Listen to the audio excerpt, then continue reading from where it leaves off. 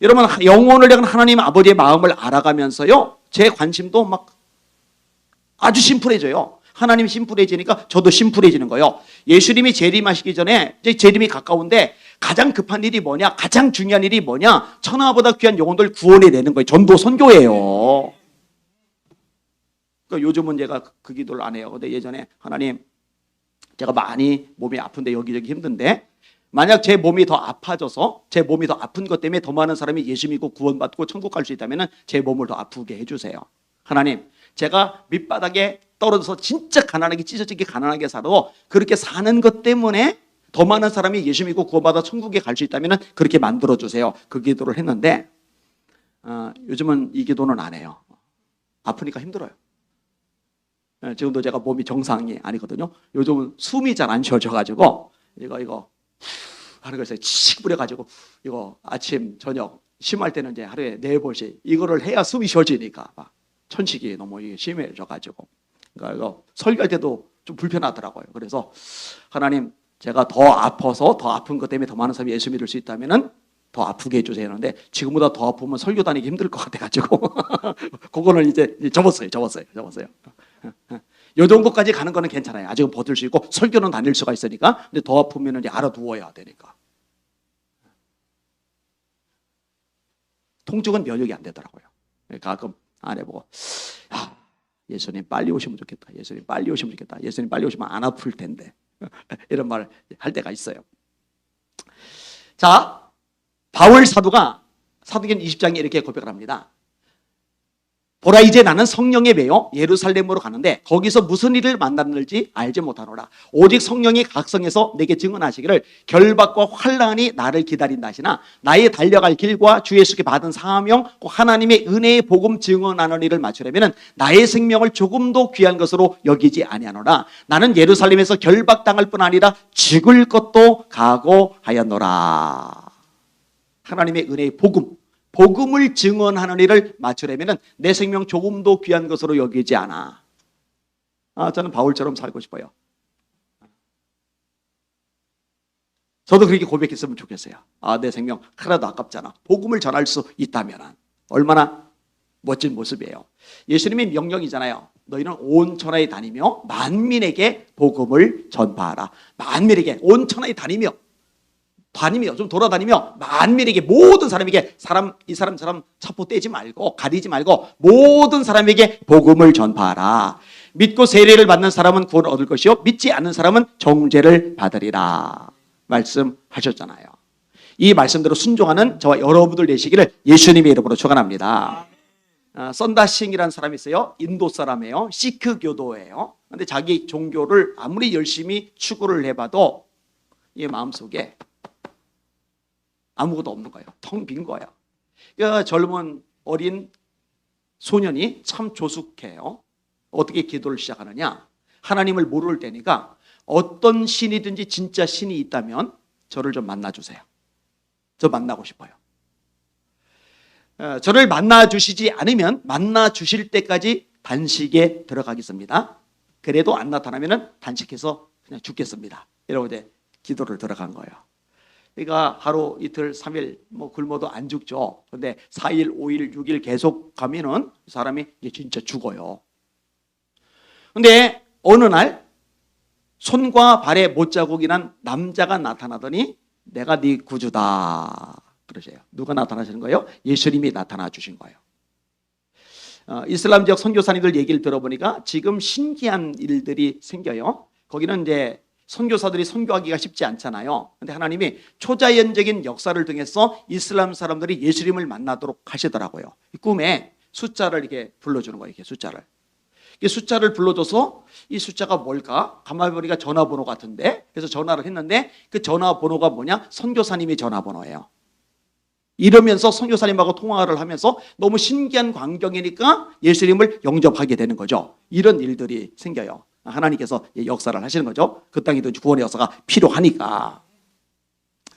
자, 이 선다싱이 예수님을 영접하고 나니까 집안이 발칵 뒤집혀요. 여러분 이슬람교, 그다음에 힌두교도 그래요. 명예살인이라는 게 있어요. 자기 집안에 타종교로 개종하는 사람이 나온다. 아니면은 신분이 다르잖아요. 인도는 제일 상위에 브라만, 그다음에 크샤트리아, 그 다음에 바이샤, 그 다음에 수드라, 이 네 개가 있어요.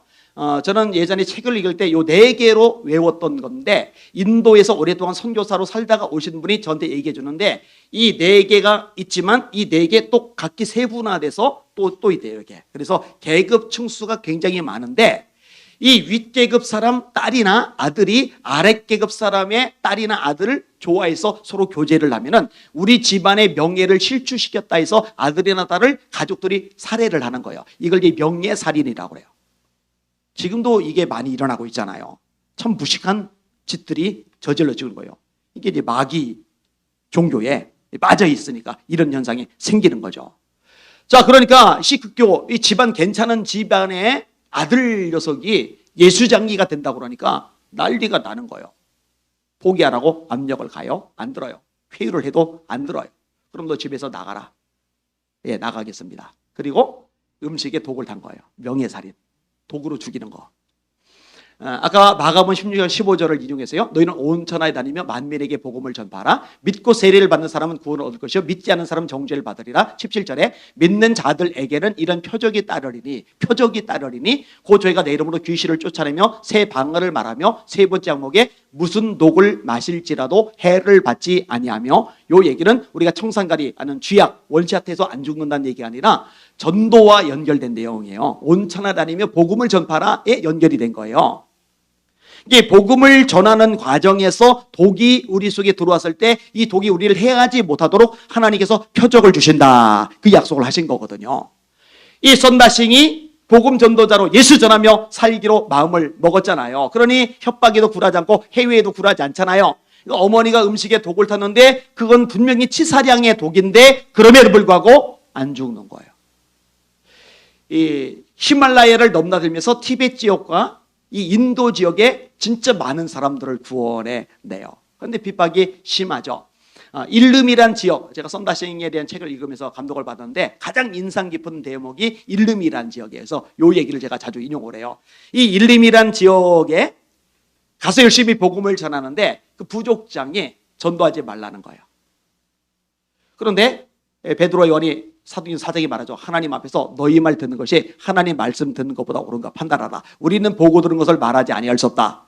권력을 가진 사람은 전도하지 말라는데 하나님이 전도하라 하셨으니 나는 전도할 수밖에 없다. 그 얘기잖아요. 선다시도 똑같은 거예요. 부족장이 전도하지 말라고 그랬는데 부족장이 그러던 말던 협박을 하던 말던 전도를 해버리는 거예요.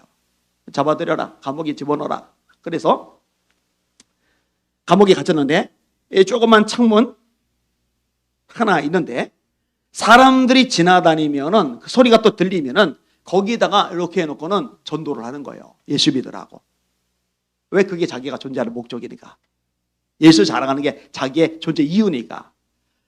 그러니까 추장이, 이 부족장이 열이 받는 거죠. 끄집어내고 널판지에 묶어놓고 그 수도승들이 양독에다가 산 거머리대를 담아가지고 몸에다 쏟아 부어서 이 거머리대가 막 이런데 이 코 속이 막 파고들고 막 온몸이 막 끔찍해지고, 그런데 그 와중에도 누워서 찬양하잖아요.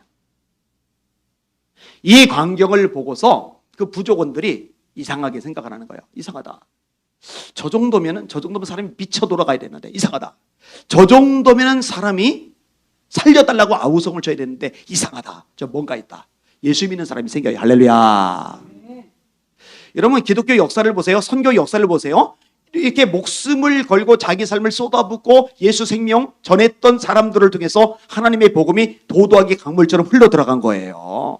뭐 몸살이면서 상황 처지 따라가서 뭐 이것저것 눈치 보면서 예수 얘기 끊이지도 못하고 이런 사람을 통해서 이 복음의 역사가 이루어진 게 아니라고요. 어쩌면은 지금 참 좋은 기회인데, 코로나로 인해서 혐오 집단이 된 지금 시점이야말로 주님의 사람이라는 것을 증명해 낼 수 있는, 예수님이 내 삶의 최우선이라는 것을 삶으로 보여줄 수 있는 절호의 찬스인데 이거 잡으시는 여러분들 되시기를 예수님의 이름으로 축원합니다. 예수 자랑하자고요. 예수 전하자고요. 말씀 전하자고요. 내가 차라리 배 맞는 게 낫고 감옥에 가는 게 낫고 물건을 빼앗기는 게 낫고 가난한 게 낫고 병든 게 낫지, 전도하지 않으려니 말씀 전하지 않으려니 내 속이 불 붙는 것 같아서 답답하여 견딜 수 없나이다. 이게 저와 여러분의 마음이 되시기를 주님의 이름으로 축원합니다.